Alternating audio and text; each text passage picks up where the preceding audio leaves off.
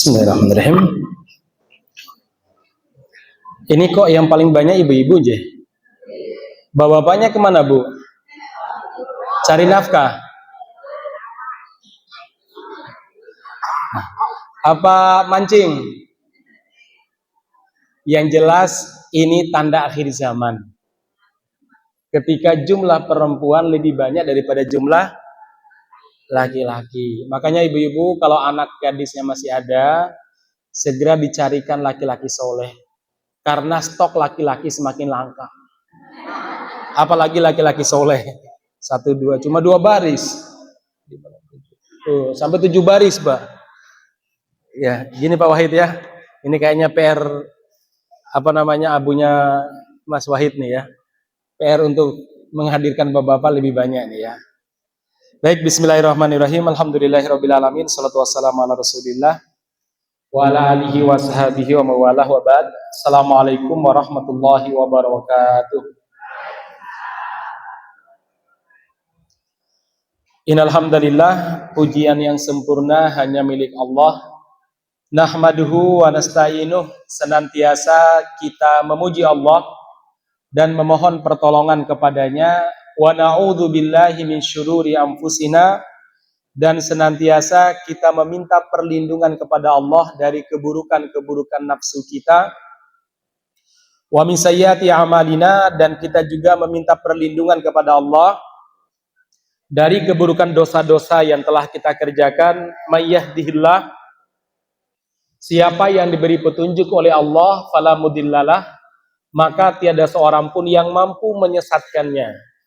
Wa may yudlil fala hadiyalah, dan siapa yang disesatkan oleh Allah, maka tiada seorang pun yang mampu memberinya petunjuk. Amma ba'd.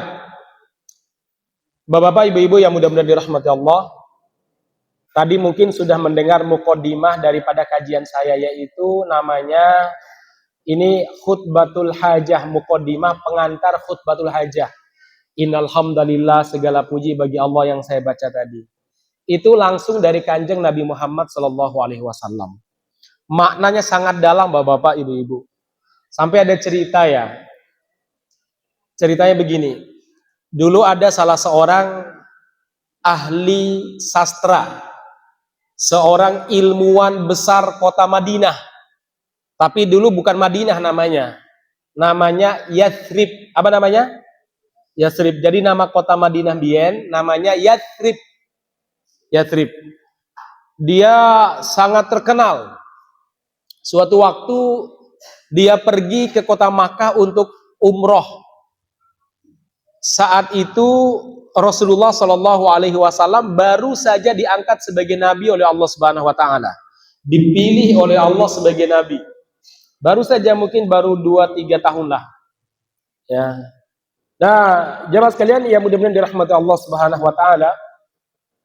Saat itu di kota Makkah, orang-orang musyrik lagi senang-senangnya menyakiti Nabi. Dituduh dengan berbagai macam tuduhan. Nabi dituduh sebagai penyihir, orang gila, dukun, dan lain sebagainya. Nah, tokoh ini jemaah sekalian, dia datang ke kota Makkah ingin melaksanakan haji dan umroh. Setiba di tempat sana, tiba-tiba beliau didatangi oleh tokoh-tokoh musyrik. Tokoh-tokoh musyrik didatangin, kemudian orang-orang musyrik mengatakan begini, wahai Tuhan, sesungguhnya di kota Madinah ada seorang laki-laki yang kami sebut dengan mudzammam. Mudzammam itu bahasa Arab artinya orang yang tercela, orang yang buruk. Padahal nama Nabi Muhammad siapa? Muhammad. Muhammad artinya apa? Yang mulia, yang terpuji. Jadi orang-orang musyrik dulu ogah nyebut nama Nabi Muhammad. Kalau Muhammad berarti wahai yang terpuji gitu ya. Jadi mereka ganti nama Nabi dengan apa? Mudzammam, ya. Orang yang tercela. Jemaah sekalian, si tokoh ini mengatakan begini. Siapa yang Anda sebut dengan mudzammam? Mana ada orang yang mau diberi nama mudzammam? Orang yang tercela.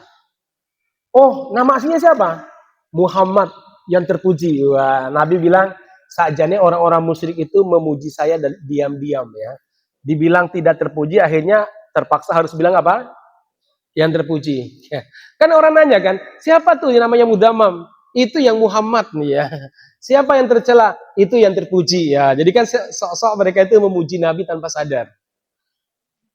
Singkat cerita, jamaah sekalian yang mudah-mudahan dirahmati Allah, tokoh ini kemudian bertanya, kenapa? Sesungguhnya Muhammad itu orangnya gila, bla bla. Dia sebut, mereka nuduh Nabi Muhammad dengan berbagai macam tuduhan. Dan Muhammad itu satu lagi apa? Dia itu sering kerasukan setan. Kalau setannya datang, maksudnya Jibril ya. Nabi Jibril, malaikat Jibril disebut oleh mereka sebagai setan. Jadi kalau setannya datang, Muhammad akan menciptakan berbagai macam mantra-mantra yang membuat kalian itu terpisah dari keluarga. Mantra-mantra yang membuat kalian lebih percaya Muhammad daripada tradisi kalian. Mantra-mantra maksudnya Al-Quran. Itu tuduhan buruknya mereka kepada Rasulullah Sallallahu Alaihi Wasallam. Akhirnya orang ini bilang begini, karena dia ahli ruqyah, suka ngusir jin juga, bisa ngusir jin. Kalau zaman dulu mungkin semacam apa namanya? Dukun, orang pinter lah mungkin ya, bisa ngusir jin. Dia bilang, jadi dia sering kerasukan setan. Iya. Apa justru bilang namanya Dimad Al-Azdi. Namanya siapa?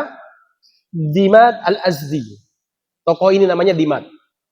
Ya, mudah-mudahan aku bisa jumpa Muhammad. Nanti kalau ketemu biar tak ruqyah, tak usir jinnya, kasihan kalau kerasukan jin katanya.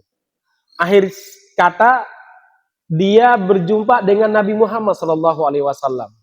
Nabi pun salam, karena dulu belum ada larangan salam kepada orang kafir. Assalamualaikum warahmatullahi wabarakatuh. Ibu-ibu, assalamualaikum warahmatullahi wabarakatuh. Ibu-ibu, bapak-bapak, salam ini kan luar biasa ya. Isinya 3. Semoga kamu selamat, assalamu. Selamat dari apa? Macam-macam. Selamat dari bencana sebagaimana di Aceh. Itu selamat namanya. Selamat dari korupsi sebagaimana pejabat. Selamat dari ngibulin orang. Kan sekarang banyak tokoh yang ngibulin orang. Katanya mobil SMK sudah dipesan sebanyak 3.000 unit. Sampai 2 periode selesai, saya belum pernah lihat mobil SMK di Solo. Pernah lihat, Bu Ibu? Pernah lihat mobil SMK? Dulu ada pejabat di Indonesia, orang Solo, bilang bahwa dia punya pabrik mobil SMK di Solo. Dipesan sudah 3.000 unit katanya. Siapa, Bu, yang ngomong itu? Nggak tahu? Oh, kasih tahu nggak, Pak? Pak Jokowi, Bu, dulu ngomongnya, kita punya mobil di Solo, mobil SMK, dipesan 3.000 unit, makanya orang wow, Bu ya. Wah, luar biasa. Ternyata sampai 2 periode mobilnya nggak ada. Pernah lihat nggak, Mbak, mobil SMK? Nggak pernah. Pernah lihat pabriknya? Pabriknya sana loh, di apa namanya? Mas Rama malah belum pernah lihat ya. Ya. Belum benar. Oh, itu loh, dekat bandara. Jadi bandara mau ke Sambi. Nah, itu ada pabrik, tapi isinya suwung. Ya, itu kayaknya tempat jin buang anak tuh. Nah, selamat dari ngibulin orang ya. Assalamu, semoga selamat dari penyakit. Assalamu, semoga selamat dari kemiskinan. Assalamu, semoga kamu selamat dari penyakit yang menahun. Assalamu, semoga kamu selamat dari pertengkaran. Doa itu assalamu. Alaikum warahmatullah. Dan semoga kamu juga dapat rahmat. 2. 1 selamat, yang kedua apa? Rahmat. Bapak-bapak, rahmat itu lebih umum daripada maghfirah, ampunan. Kalau maghfirah artinya ampunan terhadap dosa-dosa yang lalu. Kalau rahmat itu ampunan terhadap dosa-dosa yang lalu dan jaminan kebaikan di masa-masa yang akan datang. Namanya rahmat. Semoga engkau dirahmati Allah. Beda dengan semoga engkau diampuni Allah. Kalau diampuni hanya dosa-dosa yang lalu. Kalau dirahmati, semoga diampuni dosa yang lalu dan semoga dijaga di masa yang akan datang. Nah, jadi pertanyaannya yang penting rahmat apa magfirah? Mas rahmat apa Mas Gufron? Oh iya, tergantung ya. Baik. Jadi jemaah sekalian mudah-mudahan dirahmati rahmat Allah. Rahmat Allah ini yang paling luas. Kemudian yang ketiga, wa barakatuh. Semoga kamu mendapatkan limpahan keberkahan. Keberkahan itu apa, Pak? Berkah itu bertambahnya kebaikan, menetapnya kebaikan. Contoh, ada seorang laki-laki, dia punya anak 3, contoh ya, istrinya kira-kira berapa bagusnya? Menurut ibu-ibu kira-kira berapa istrinya? Oh, satu aja ya. Satu aja kalau gitu. Kalau bapak-bapak contohnya apa? Oh ya, baik istri 2. Oke lah ya. Anak 3, istri 2. Ini saya contoh bapak-bapak Bu ya. Ya contoh. Dia hanya punya penghasilan per bulannya cuma UMR misalnya. UMR-nya Sukoharjo pinten Pak? Halo para pegawai. 2.300.000 ya? Sehingga saya 2.300.000. Taruhlah 2.500.000 penghasilan per bulan. Anaknya sekolah 1 SMA swasta, SMP swasta, SD swasta. Istrinya dua-duanya nggak kerja misalkan. Tapi bisa hidup tuh. Bisa hidup misalkan. Bisa hidup tanpa punya hutang. Sementara ada pejabat, anaknya 2, istrinya 1, gaji 100 juta masih kurang, korupsi ya. Nah itu namanya yang satu tadi, yang pertama tadi namanya barokah, yang kedua tidak ada barokahnya. Ini bukan karena istri 2 loh Bu. Saya berikan contoh, harta itu berbarokah. Nah keberkahan itu begitu maksudnya. Selalu aja, kok bisa hidup Zat? Ya bisa aja. Mungkin alhamdulillah orang tuanya mewariskan rumah, alhamdulillah. Terus ternyata apa, anak-anaknya dari SMA, SMP, SD semuanya beasiswa, itu barokah namanya. Terus apalagi karena tinggal di samping Mase, akhirnya listriknya dibayarkan sama Mase karena Mase kebetulan pengusaha misalkan. Tuh, konten Bu ya. Itu namanya barokah jamaah saya. Enggak minta-minta loh ya, barokah. Jadi keberkahan itu begitu. Makanya doa kita, assalamualaikum warahmatullahi wabarakatuh. Semoga kamu berkah. Usianya 40, tapi dia sudah ngurus masjid, bangun masjid. Dia sudah punya punya usaha ini, bantu pesantren ini. Itu namanya barokah dalam umur. Jadi assalamualaikum warahmatullahi wabarakatuh. Ini semuanya doa. Dan doa ini hanya ada pada Islam. Tidak ada pada agama lain. Orang-orang Arab dulu kalau jumpa sama orang, ngomongnya apa? Sobahul khair, selamat pagi. Ya, terus lailatun sa'idah, selamat malam. Cuma gitu aja sapaannya. Kalau Inggris mungkin apa Bu? Bahasa Inggrisnya apa? Ya, Sampurasun. Oh, enggak. Itu orang Inggris sana ya. Ya. Good night, good evening, good morning dan sebagainya. Enggak ada doa sama sekali. Sementara kita doanya lengkap. Assalamualaikum warahmatullahi wabarakatuh. Nadimat Al-Azdi ketika mendengar Nabi Muhammad salam, assalamualaikum warahmatullahi wabarakatuh, dia kaget. Loh, baru kali ini saya dengar seperti ini. Biasanya kalau orang nyapa itu nek pagi, sobahul khair, selamat pagi Mas. Kalau sore, masaul khair, selamat sore. Kalau malam, lailatul sa'idah, apalah jawabannya. Jadi ini kok salamnya beda. Akhirnya si Dimat bilang begini, jangan-jangan jenengan niku yang namanya Muhammad Ji, saya Muhammad yang orang-orang sebut mudamam. Enggak, saya bukan mudamam, tapi saya Muhammad yang terpuji, kata Nabi. Oh, Mas Muhammad, saya dengar jenengan niki, pakai bahasa Jawa nje di Arab ya. Oh, saya terjemahkan ini Bu ya, saya terjemahkan. sering kerasukan setan, Ji. Ibu-ibu, Nabi Muhammad dituduh apa? Kerasukan setan. Nen jenengan digitukan kira-kira jenengan itu marah apa senyum, senang? Tersinggung apa senang? Oh, tak lihat niku loh, saya ngantuk itu ketika kerasukan setan itu. Oh, enggak terima jenengan, mutu enggak pengajian lagi ya.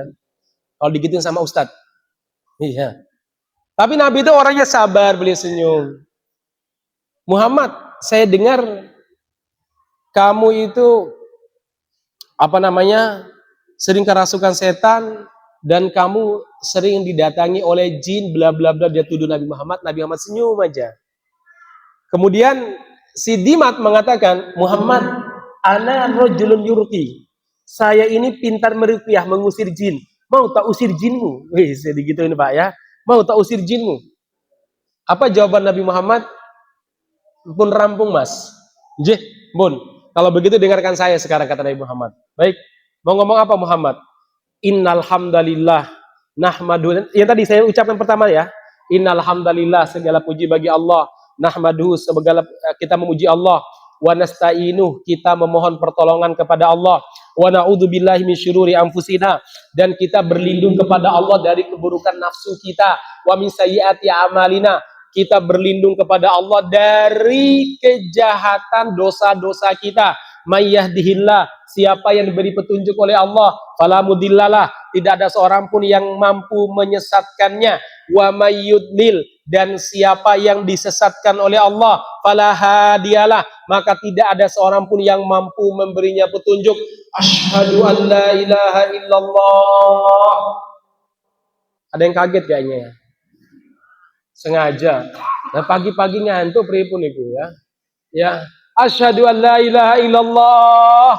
Saya bersaksi bahwa Allah satu-satunya zat yang diibadahi. Wa asyhadu anni rasulullah, dan aku bersaksi diriku adalah utusan Allah. Amma ba'd. Nabi baru ngomong sampai situ. Belum baca Al-Qur'an, belum apa-apa. Tiba-tiba Dimat Al-Azdi, tokoh besar kota Madinah ini, langsung meletakkan jarinya di lidah Nabi. Shh, sebentar. Kok bagus sekali kata-katamu. Coba ulangi. Innal hamdalillah nahmaduhu wa nasta'inu. Kalau Bapak hafal ya. Soalnya setiap Jumat khotib selalu ngomong gitu. Nggih, Pak ya? Ya enggak, Pak? Jangan-jangan ngantuk pas khutbah Jumat. Innal hamdalillah. Kalau kita innal hamdalillah udah gini. Tanginya kapan coba? Allahu Akbar. Ya. Saya alhamdulillah Pak, hampir setiap Jumat gak pernah ngantuk. Nah betul, khutbah soalnya Pak. Tapi ternyata dengarkan khutbah ya capek juga Pak ya. Saya pernah dengarkan khutbah, ceritanya dulu, saya pas nyantri di Mahat Ali An-Nur, diajak sama teman-teman renang, naik sepeda Pak.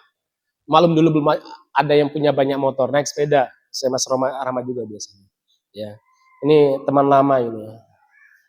Cuma beda nasib Mas ya.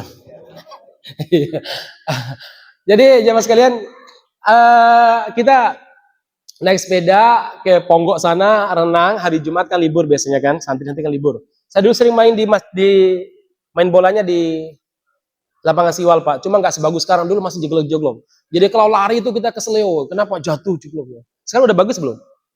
Udah bagus ya. Lah dulu sawah ya.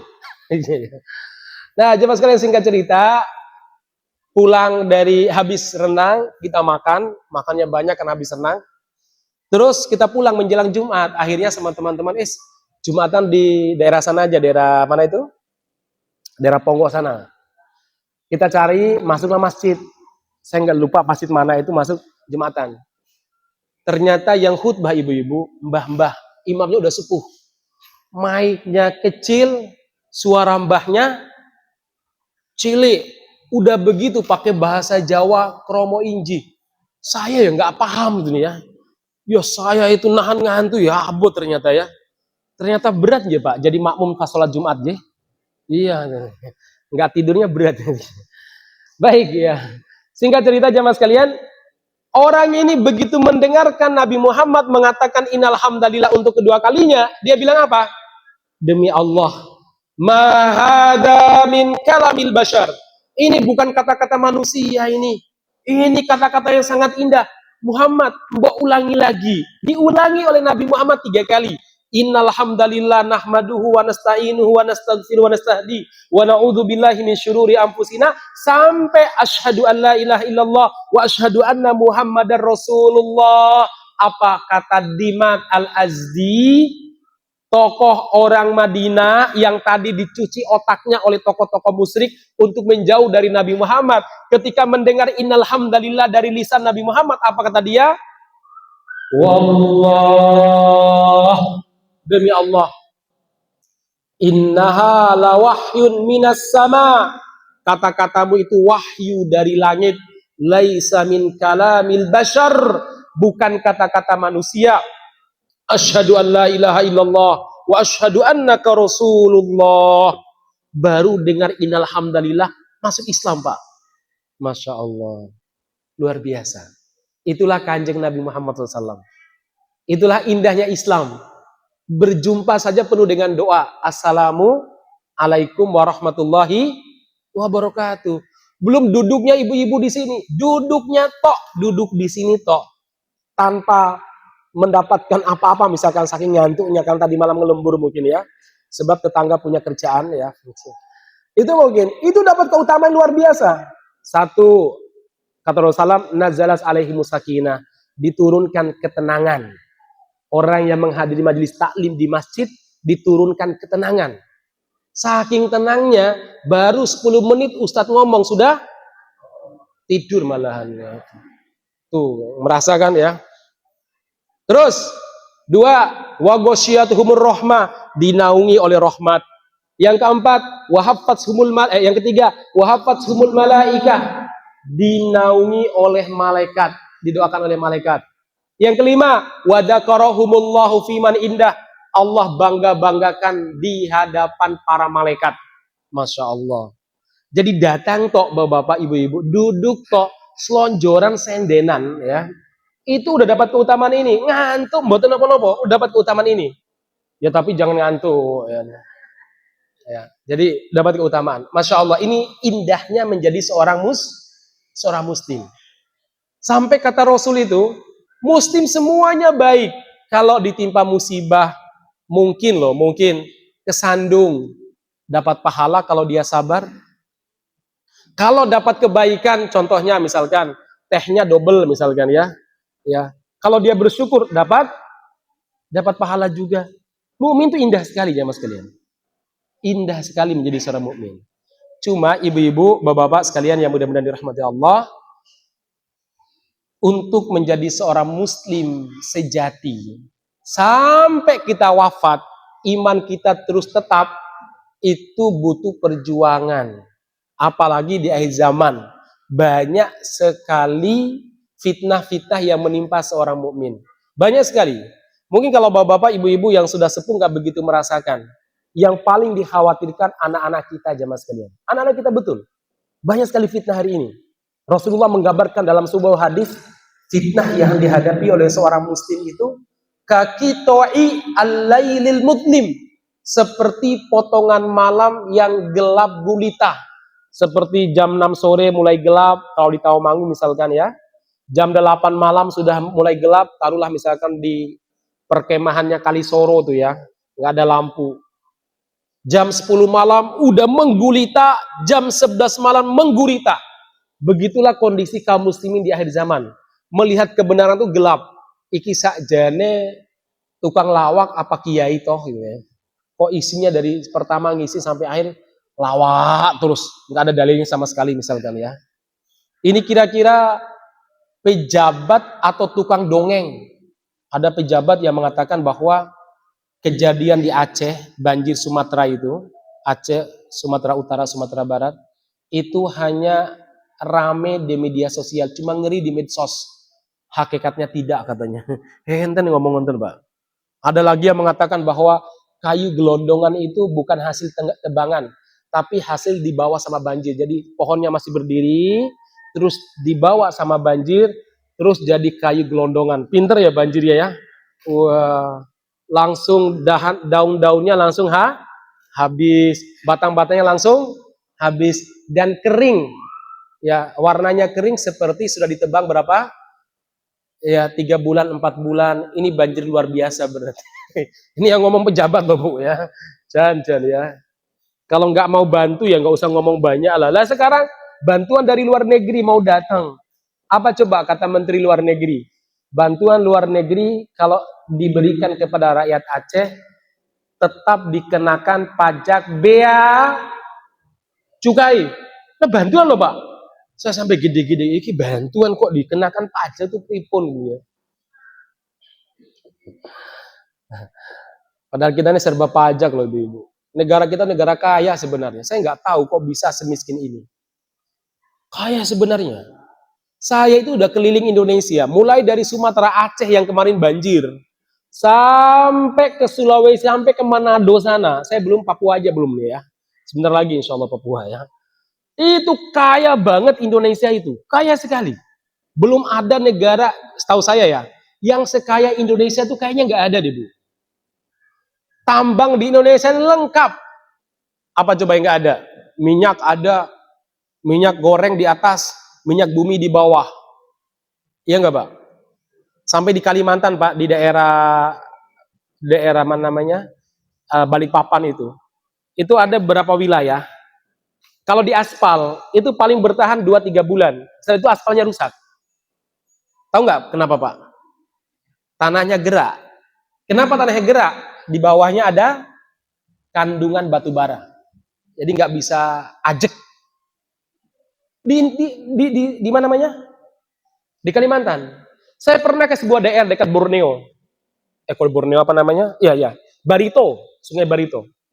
Itu saya pernah mandi. Airnya itu kalau sabun sebanyak apapun tidak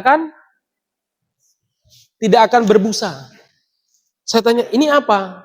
Ternyata airnya ada kandungan minyak. Coba, kaya Pak Indonesia ini. Tapi nggak tahu ya, kok bangsanya rakyatnya jadi miskin. Pendapatan kita tuh pendapatan yang paling rendah. Di antara pendapatan yang rendah itu di Indonesia. Saya punya kawan Bu, di Solo ini. Dia itu tukang bor sumur. Tukang bor sumur biasanya dia dapat proyek perumahan-perumahan itu. Dia suatu waktu habis Jumatan di Pasar Kliwon saya khotib. Dia bilang sama saya, "Ustadz, yuk ngobrol-ngobrol yuk." "Oke Pak, di mana?" "Tak ajak nyate." "Oke boleh ya." Makanya Ustadz tuh sering sakit itu karena sering diajak makan enak Pak gitu. Bukan karena kaya gitu ya. Lo tadi baru datang suruh makan, minum. Padahal tadi saya habis subuh udah minum teh, udah makan juga tadi. Kajian di Paragon. Dekat Paragon. Saya bilang begini, ngobrol lah kita ngobrol makan, dia cerita, "Ustadz, tahu nggak Ustadz? Saya punya pengalaman. Indonesia itu kaya Ustadz. Saya beberapa kali ngebor di Wonogiri, Sragen, saya harus menutup sumur bor saya. Loh kenapa? Nggak ada yang keluar. Ada Ustadz yang keluar. Loh apa yang keluar? Kok ditutup? Lebih mahal daripada air Ustadz. Apa? Gas. Apa Bu? Gas. Padahal jenengan tuku gas mahal yang betul. Mahal. Bila cerita saya berkali-kali ngebor itu harus tutup. Karena yang keluar apa? Gas. Terus saya bilang, loh kok nggak ditambang sekaligus? Indonesia ini lucu Pak, Bu. Kalau ada tambang dari luar negeri boleh nambang. Tapi kalau kita punya tempat keluar gas atau ada apa, itu jadi milik negara. Jadi milik negara Pak. Kalau di beberapa negara seperti di Mauritania, di Amerika Serikat, itu orang yang punya tempat itu boleh nambang. Cuma di sana dibatasi misalkan biar nggak merusak alam, tambangnya harus agak tradisional. Di Mauritania begitu. Jadi misalkan jenengan ini punya sawah, ternyata ada gasnya, Anda boleh nambang kok Pak. Tinggal minta izin nambang, nanti tinggal datang dewan pengawasnya. Oh, nanti tambangnya begini-begini, nggak boleh merusak yang lainnya, begini-begini. Anda boleh nambang begini. Hasilnya nanti pemerintah berikan fasilitas, misalkan, oh nanti kita dukung untuk pengelolaannya boleh masuk di pabrik pemerintah. Tapi jadi milik kita Pak. Ya makanya di Indonesia ini rakyatnya miskin-miskin terus. Jadi kayak gini, kita yang nemuin tambang, kita nggak boleh punya hak, itu yang punya negara. Nanti yang diundang untuk nambang orang luar negeri. Kaya ibu-ibu di Indonesia ini, kaya sekali. Saya pernah ke berbagai daerah. Ada yang tambang emas, ada yang tambang minyak. Saya pernah diajak sama teman saya di Kalimantan, Ustadz cari apa namanya? Cari orang kaya. Kenapa Pak? Saya menemukan sumur bekas tambang Belanda. Sumur apa Pak? Tak pikir sumur air. Sumur minyak. Sumur apa Bu? Minyak. Uh, itu berapa barel per harinya itu? Kaya. Padahal sekarang bensin berapa Bu? 12.500. Pertamax pinten? Oh, pertama 12.500 ya. Bensin 10.000 ya. Subhanallah jemaah sekalian. Ini sekali lagi saya cerita ya. Baik. Nah sekarang pertanyaan ibu-ibu sekalian. Ini kata Rasulullah, fitnah di akhir zaman itu seperti gelapnya malam. Sehingga kita nggak bisa membedakan. Ibarat kita datang ke hutan, ini tumpukan batu apa tumpukan tanah saking gelapnya. Ini kayu bakar atau kayu masih basah. Kalau kita kemah zaman kita SD di tengah kegelapan, kita nggak tahu ini tas apa tumpukan bantal. Begitulah fitnah di akhir zaman. Membuat orang banyak sekali tertimpa bencana, tertimpa fitnah. Saya berikan contoh, nggak usah jauh-jauh lah. Jemaah sekalian, yang mudah-mudahan dirahmati Allah Subhanahu Wa Taala. Di Solo ini ibu-ibu, nggak usah jauh-jauh. Di Solo ini ada seorang nabi namanya Nabi Narto, tapi udah meninggal. Ada bukunya, kitab sucinya. Itu adalah aliran kejawen, nabinya orang kejawen. Saya pikir nggak ada nabinya Pak, ada. Ternyata ada bukunya, saya pernah ditampakkan pengikutnya. Ini loh Ustaz, buku kita. Saya baca pakai bahasa Jawa, saya suruh terjemahkan. Ini apa artinya? Ajaran luhur, ajaran budi itu dia baca. Nggak usah jauh-jauh. Di apa namanya beberapa tahun lalu, beberapa bulan yang lalu, ada orang-orang dari daerah Gombong, apa? Senap? Gombong ya? Betul ya? Kok Gombong sih apa namanya itu? Dekat Seragen sana tuh Pak. Dekat Waduk Ombo itu apa namanya itu? Dekat Prodadi itu apa namanya? Gombong. Enggak, sana lagi ada. Ya, masuk Prodadi. Kalau Gemolong kan Seragen. Ya, sana lagi. Itu mereka pergi ke Lawu, Gunung Lawu, pakai baju putih-putih, tawaf di atas Gunung Lawu, di puncaknya itu. Tawaf. Nenek wah ibu. Jadi tawafnya nggak usah ke Saudi. Tawafnya di mana? Di Gunung Lawu. Ya. Ini namanya fitnah terhadap keimanan, jemaah sekalian. Di Karanganyar, beberapa tahun yang lalu, ada salah seorang nabi, namanya seingat saya Parmin, atau ya Suparmin seingat saya. Dia nabi, ngaku diri sebagai nabi. Saya pernah ngutus wartawan untuk wawancara dengan nabi ini. Ternyata nggak bisa bahasa Arab, Al-Fatihah aja tajwid tahsinnya salah dulu ya. Dia bilang, yo wajar saya kalau nggak bisa bahasa Arab, karena saya bukan nabinya orang Arab. Ini jenengan kalau ngomong Jawa sama saya lebih pintar katanya. Karena saya nabi orang Jawa katanya. Jadi nabi orang Jawa, maka nggak perlu pintar bahasa Arab. Yang penting pintar bahasa Jawa. Kita pernah nanya, jenengan itu bedanya sama Nabi Muhammad itu apa bedanya? Ya beda mas. Nabi Muhammad kan nabinya orang Arab. Kalau saya berpikir, haji itu tidak harus ke Mekah. Loh haji kemana? Haji itu bisa ke Gunung Lawu dia bilang. Hajinya ke Gunung Lawu. Korban mas, pas Idul Adha, tidak harus sapi, tidak harus kambing. Yang penting korban. Padahal artinya kurban kan, kurbah. Tapi dia terjemahkan korban. Jadi kalau ada petani pepaya, itu ngasih pepaya ke orang miskin, udah korban namanya. Ya, jadi nggak perlu nyembelih sapi. Jadi kalau ada orang petani ubi, itu ngasih orang miskin taruhlah 2 karung, udah apa? udah korban. Kan namanya korban yang penting pengorbanan katanya. Padahal bukan korban tapi kurban. Apa artinya? Kalau kurban atau kurbah artinya mendekatkan diri kepada Allah, bukan korban. Bukan, tapi kurbah atau kurban. Nah, ini yang terjadi di negeri kita aja mas kalian. Di Solo Raya. Berbagai macam pemikiran sesat ada di sekitar kita. Bahkan ada di dekat Pasar Gede itu. Ada sebuah komunitas agnostik. Apa itu Ustaz? Percaya Tuhan tapi tidak mau beragama. Kata mereka beragama itu merepotkan. Jadi mereka mau percaya Tuhan tapi nggak mau beragama. Nah mereka itu punya tempat-tempat semedi atau bahasa mereka adalah apa semedi itu? Bahasa yang sekarang meditasi. Nanti di ruang-ruang itu ada Bu. Di pojok sana misalkan meditasi Islam, di situ ada ayat-ayat Quran dibacakan. Nanti di pojok sini ada meditasi Kristen. Nanti mungkin ayat-ayat Injil atau nyanyi-nyanyian gereja. Di pojok sana nanti ada meditasi ala Hindu. Jadi mereka tuh boleh gantian. Malam ini mungkin meditasinya di Islam. Bulan depan pekan depan meditasinya di Hindu. Begitu mereka. Di Solo, gak usah jauh-jauh. Ini pelakunya cerita. Katanya enak. Bisa tamasya.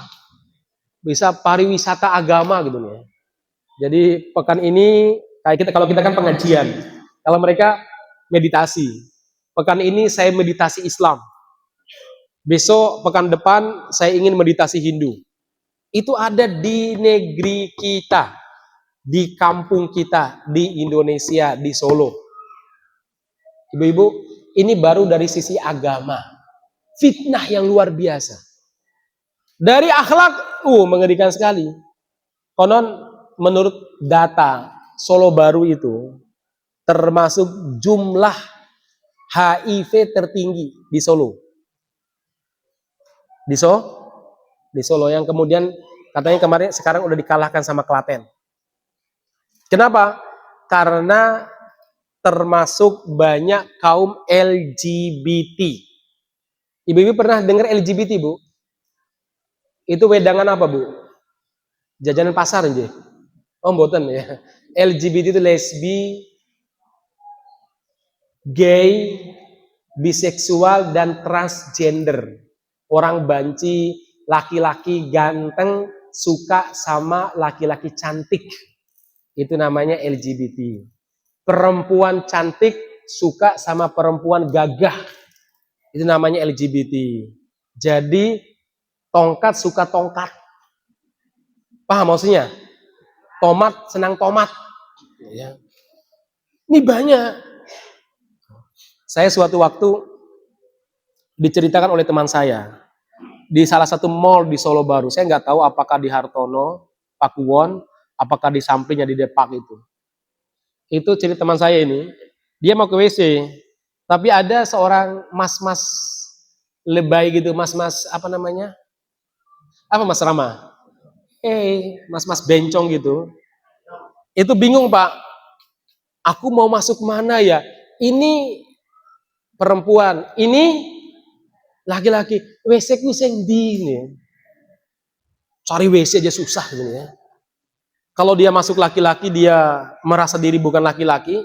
Masuk perempuan dia merasa diri juga bukan perempuan.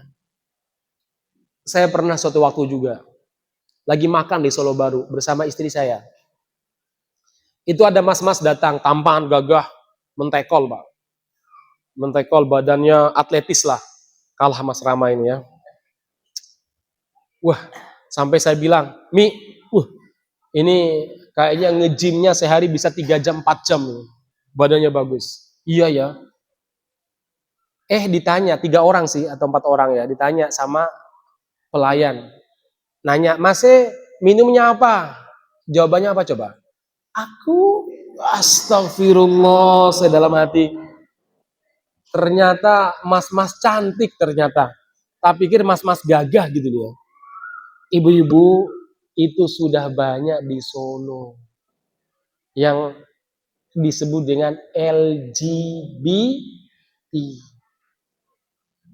Nah, sekarang pertanyaannya, biar anak-anak kita selamat, ibu-ibu, bapak-bapak, apalagi yang punya gadget, makanya saya itu punya prinsip, anak saya tidak boleh memiliki HP. Anak saya nggak boleh memiliki HP, sampai kapan? Sampai dia SMA. Karena ternyata bahaya luar biasa. Ibu-ibu kalau punya cucu, punya anak, nggak tahu jenis game, itu bahaya. Saya itu pernah konsultasi sama dokter jiwa dan pernah diskusi sama dokter jiwa. Dia banyak mendapatkan pasien SD, pasien SMP, itu anak-anak udah sakit jiwa. Bukan lahir gara-gara sakit jiwa, tapi semuanya rata-rata gara-gara apa? HP. Apa itu? Ada yang sudah candu banget. Jadi kalau nggak pegang HP 1 jam saja atau 30 menit, itu pusing kepalanya. Jadi kalau pas makan harus gini. Harus gini. Ada lagi kata beliau, ini kata dokter jiwa itu, yang di Solo, dia cerita sama saya punya pasien Ustadz, dia itu sering benturkan kepalanya ke tembok, dia benturkan kepalanya ke tembok, dia pukul. Anak kecil, ditanya sama saya, ada apa? Ternyata jamaah sekalian, di beberapa jenis game online, itu ada namanya narkoba game, game narkoba. Jadi orang itu, kalau nggak misalkan sehari atau sekian jam nggak main itu, sakit kepalanya, sakit, maka dia benturkan kepalanya ke tembok, dan itu harus bayar, gamenya harus bayar. Lo kalau nggak punya uang, nah ibarat orang narkoba lah, mau minum atau mau nyuntik, tapi nggak punya uang, kan pusing, akhirnya disilet tangannya, dihisap darahnya supaya narkoba masuk lagi. Itu jemaah sekalian, itu gara-gara apa? Game. Apa? Game. Ini loh, gara-gara ini. Bahkan ada game biasa juga. Tapi kalau sudah sampai level tertentu, kalau dia menang, mohon maaf, hadiahnya apa? Cium perempuan. Hadiahnya apa? Bawa perempuan ke kamar dan ditampakkan itu. Subhanallah jemaah sekalian. Makanya ibu-ibu, bapak-bapak, kerusakan anak-anak kita terkadang dari kita yang terlalu membebaskan ini. Lah Ustadz, sekarang kan ada namanya apa? Belajar online Ustadz. Saya betul, anak saya juga belajar online. Tapi apa? Saya punya 2 HP. Yang satunya memang sengaja saya pinjamkan kalau dia belajar. Jadi jangan sampai dia punya. Bahasanya dia pinjam. Namanya pinjam itu terbatas. Kalau kita ambil boleh. Tapi kalau udah kita belikan, itu pasti bermasalah ibu-ibu sekalian. Kadang foto-foto yang kadang ibu-ibu mungkin nggak bisa buka isinya apa. Nah jamaah sekalian, mudah-mudahan dirahmati Subhanahu wa Ta'ala. Ini kerusakan anak-anak sekarang. Gara-gara ini. Gara-gara HP jamaah sekalian. Nah makanya ma'asyiral muslimin, ada beberapa tips yang ingin saya berikan. Yang pertama, singkat saja. Bagaimana kita membentengi diri kita dan keluarga kita? Satu, benteng terbaik di akhir zaman adalah ilmu agama. Apa Bu? Ilmu agama. Atau lebih tepatnya ilman nafi'a. Sebagaimana doa kita, Allahumma inni as'aluka ilman nafi'a. Ilmu yang bermanfaat. Ini poin pertama. Ilmu yang bermanfaat. Satu. Yang paling utama. Maka ajak anak-anak kita untuk ngaji. Kalau bisa pagi-pagi gini, anak-anak kita laki perempuan diajak bapak-bapak sekalian. Ini kan soalnya saya lihat rata-rata sepuh ya. Ini kajian memang khusus bapak-bapak sepuh. Ibu-ibu sepuh enggak kan? Sekarang kan masjid itu dan majelis taklim di beberapa tempat itu seperti museum. Tahu museum ya, Mas? Isinya apa museum itu? Hah? Barang apa?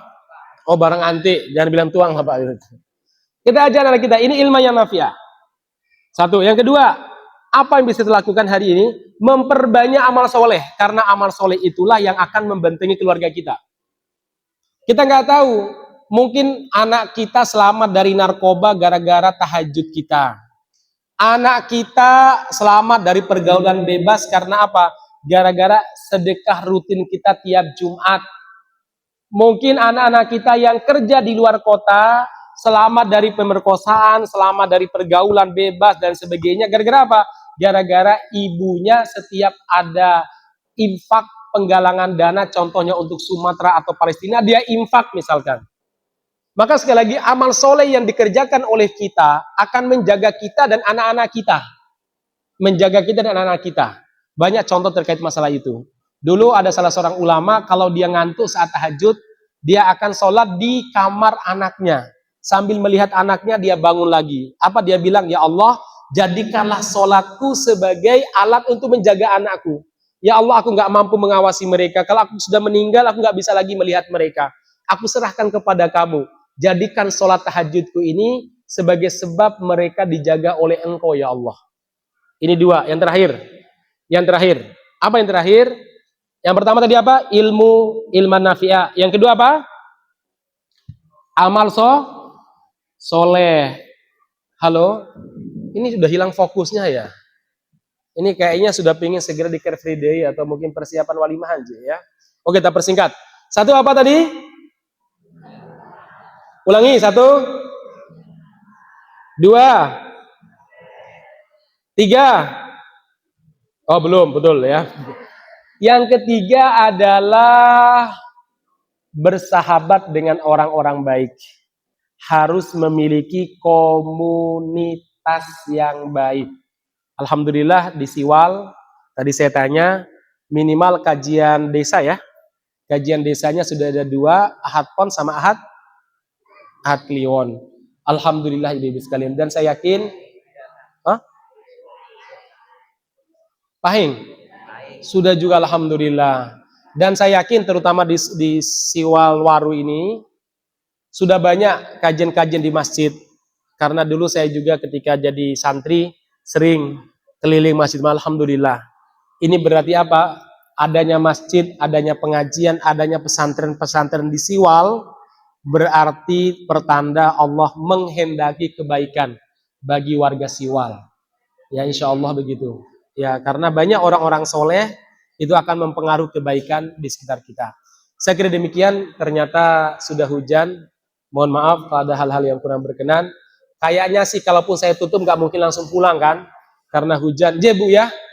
Lagi mana? Dilanjut kajiannya? Oh nggak usah ya. Lamaan. Saya kira sampai di sini. Barakallahu fikum. Mohon maaf kalau ada hal-hal yang kurang berkenan. Waktu saya serahkan kepada beliau pembawa acara.